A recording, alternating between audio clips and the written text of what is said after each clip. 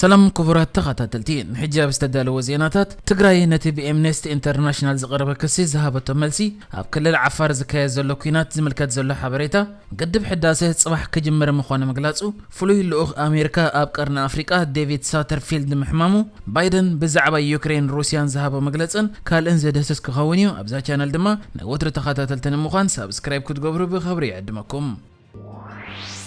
بصحفة زمدنا تجراي نتب امنستي انترناشنال قبل علي حيل تجراي زغربة كسا ملكيتو ابزهب ملسي اتتصاب قدلتات كم زلو كون تجلصه حيلتا تجراي كونيل كان سيفيلاوين علامه مغبر شلل زبلو قداي كم زي كون حبيرو علم لخاو تحلق سب او مسالات امنستي انترناشنال ابسمون حيلتا تجراي كاب حمله كلت تشحن 21 اتحيزم تغوزاصيرم ابزنبر كبابيتات مسغبنات كينات زدارغن انصار سب او نتن كخون زخل غبنات مفصامم زمسكرو مردا ببزحي وص مهلاو بمغلاص حيلتا تجراي مسغبنات كينات زدارق مدقعت فصيمم كبل كاسيس نيريو حجي دما اتب منقدي بيت صحفه زمدناتات تግራይ ዝወፀ መግለጺ በቲያብል ዕለ ሰላማውያን ሰባት በሕልታት ትግራይ ተፈጺሙ ዝተባሃለ ተግባር ከም ዝሓዘነ በመግላጽ በመገዱ መርመራ ከም ዝገብርን አባላት ሕልታት ትግራይ ኮነይሎም ንሲቪል ዕላማ ዝገብሩሉ መርትዖ እንተረኺቡ ድማ መንግስቲ ትግራይ ነቶም ፈጸምቲ ናብ ሕግ ከቅርቦም ምዃኑ ክሕብርን ከሎ አምነስቲ ኢንተርናሽናል ግና ንሕልታት ትግራይ ሰላማውያን ሰባት ቀቲሎም በመባል በገበናት ኩናት ንምኽሳስ ሙሉእ ምስልን ኩነታትን ኣብ ግምት ዘየተወ ጉጉይ ጸብጻብ ሒዙ ከም ዝወፀ በመግላጽ ተቃውሞ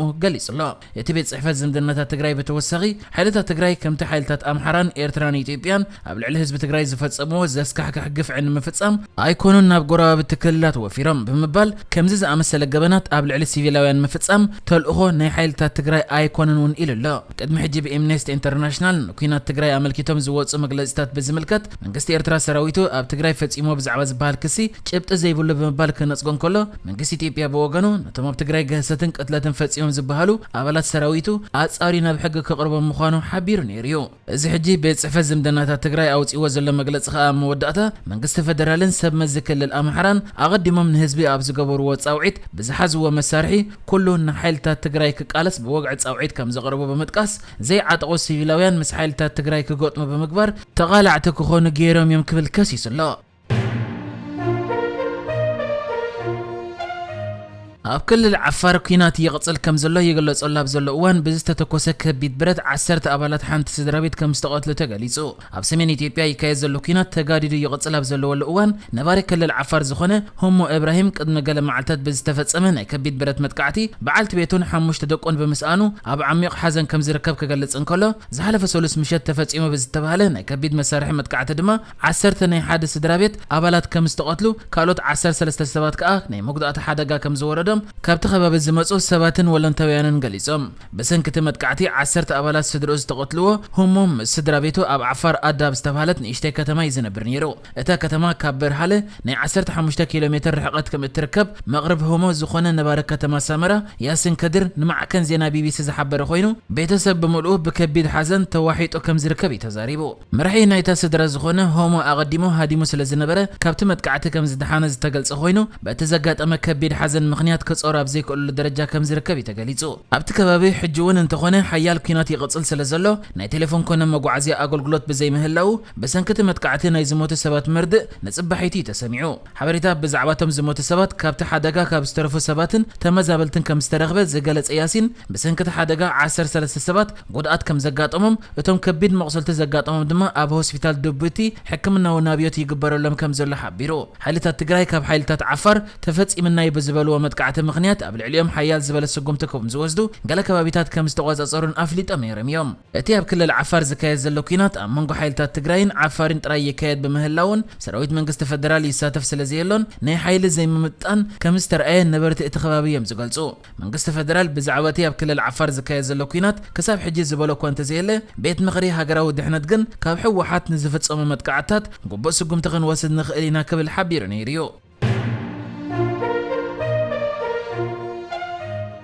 فلوي لوخ حبرات منغستات امريكا بقرن افريقيا نبر جيفري فيلتمان كاب سلطان دحر مئلايو نعو تكيونت سلطان حيزو ناب ኢትዮጵያን ሱዳን መጽሕ ዘካየደ ዴቪድ ሳተርፊልድ ኣብ ሱዳን ዝነበረ ጻንሒት በሃንደበት አቋሪጾ ከም ዝተመልሰ ተገሊጹ ኤምባሲ ሕቡራት መንግስታት አሜሪካ በሱዳን በውልቃው ምኽንያት ዴቪድ ሳተርፊልድ ክምለስ ከም ዝተገደደ ክሕብርን ከሎ ኣብ ዝሓጸረ ግዜ ግና ደጊሙ ተመሊሱ ንፖለቲካዊ ምስጋር ሱዳን ዘለዎ ደገፍ ክህብ ተጽቢት ከም ዘሎ ኣፍሊጡ ዴቪድ ሳተርፊልድ ኣብ ሱዳን ብጉዳይ ፖለቲካዊ ምስጋር ሱዳን ምስ ላዕለዎት ሓለፍቲ ሱዳን ክዛተ መደባ መደባት ዝነበረ ኮይኑ እቲ በዓል ስልጣን ግና ሃንደበት እዩ ኣብ ዝመጻሉ መዓልቲ ክምለስ ተራእየ ብወገን ኣሜሪካ ብወልቃዊ ጉዳይ ዝብል መልሲ እኳ እንተተዋሃበ ናይ ሱዳን ማዕከናት ይገልጾ ከም ዘለዋ ግና ዴቪድ ሳተርፊልድ ብምኽንያት ጥዕናዊ ጸገማት ነቲ ተልእኾ ኣቋሪጹ ክምለስ ከም ዝተገደደ እዩ ዝግለጽ ዘሎ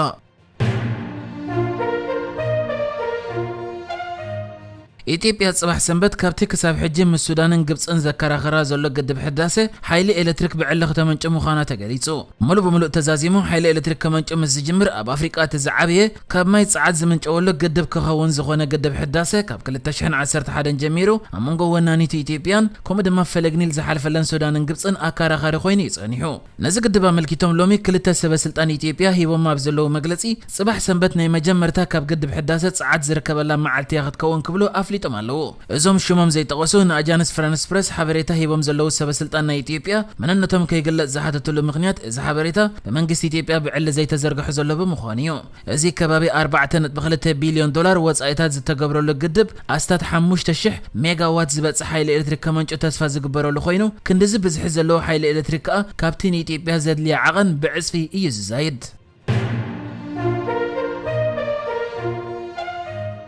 ፕሬዚደንት ሩሲያ ቭላድሚር ፑቲን ኣብ ልዕሊ ዩክሬን ወራር ንምፍጻም ከም ዝወሰነ ዘእምን መርቱዕ ከም ዝረኣየ ፕሬዚደንት ኣሜሪካ ጆ ባይደን ገሊጹ ጆ ባይደን ሩሲያ ኣብ ልዕሊ ዩክሬን እትፍጽሞ ወራር ኣብ ዝቕጽሉ ሒደት መዓልታት ክኽሰት ይኽእል እዩ ኢሉ ኣሎ እቲ ፕሬዚደንት ነዚ ዝበለ ትካል ስለያ ኣሜሪካ ርእሰ ከተማ ዩክሬን ኪየቭ ዕላማ ወራር ሩሲያ ክትከውን ከም እትኽእል ኣብ ዘውፅአ መግለፂ ተመርኪሱ ከም ዝኾነ እውን ተፈሊጡ ሩሲያ ብግዲኣ ዩክሬን ናይ ምውራር መደብ ኣለዋ ንዝብል ክሲ ክትነጽጎ ጸኒሓ ኣላ ምዕራባውያን ሃገራት ሩሲያ ኣብ ልዕሊ ዩክሬን ምጥቃዕቲ ንምፍጻም ክትዕማ ምእንቲ ኣብ ተነጸልቲ ምብራቃዊ ክፋል ዩክሬን ናይ ሓሶት ቀልውላው ከም ዘለ ንምርኣይ ትፍትን ከም ዘላ ክገልጹ ጸኒሖም ኣለዉ ሩሲያ ኣብ ውሽጢ ዩክሬንን ዶባታን ካብ 169,000 ክሳብ 190,000 ዝግመት ሰራዊት ከም ዘለዋ ኣሜሪካ ግምታት ኣቐሚጣላ እቲ ቁጽሪ ኣብቶም ኣብ ምብራቃዊ ክፋል ዝርከቡ ብገዛእ ርእሶም ዝመሓደሩን ብሩሲያ ወተሃደራዊ ደገፋት ዝግበረሎምን ግዝኣታት ዶኔስክን ሉሃንሰንን ዝሓወሰ እዩ ከም ዝፍለጥ እዞም ክልላት ኣብ 1922 ናብ ዩክሬን ዝተጸንበሩ ኮይኖም መብዛሕትኦም ተዛረብቲ ቋንቋ ሩስያ እዮም ፕሬዚደንት ጆ ባይደን ኣብ ትካ ዋይት ሃውስ ብቐጥታ ዝሃቦ መግለጺኡ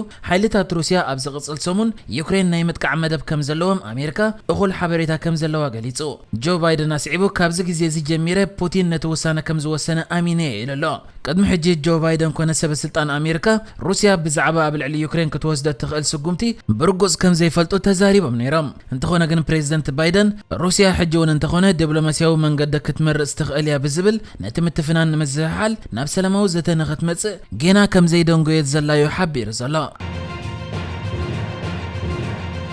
ንሕጂ ዝተዳለወ ዜናታት እዚ ነይሩ ብካልእ ክሳብ ንራኸብ ሰላም ንዓኹም